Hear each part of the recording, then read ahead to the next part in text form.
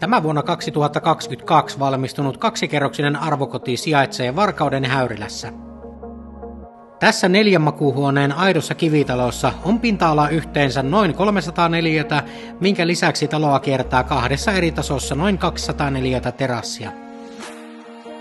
Tämän kodin arkkitehtuuri näkyy talon muotoilun lisäksi keskivertoa tilavimmissa huoneissa, yläkerran huikeassa 3,2 metrin huonekorkeudessa sekä rivillisessä lähes huoneenkorkuisia ikkunoita, jotka piirtävät upeat näkymät järven suuntaan. Tämän kodin lämmitysmuotona on energiatehokas maalämpö, minkä lisäksi saat ekologista sähköä omista aurinkopaneeleistasi. Kodin mikrosijainti on suorastaan loistava. Kaikki lapsiperheen palvelut löytyvät kävelymatkan päästä ja keskustan palveluihin on vain muutaman minuutin ajomatka. Tältä omalta reilun 2300 neliön tontilta löytyy päärakennuksen lisäksi myös täysin lämmin autotalli.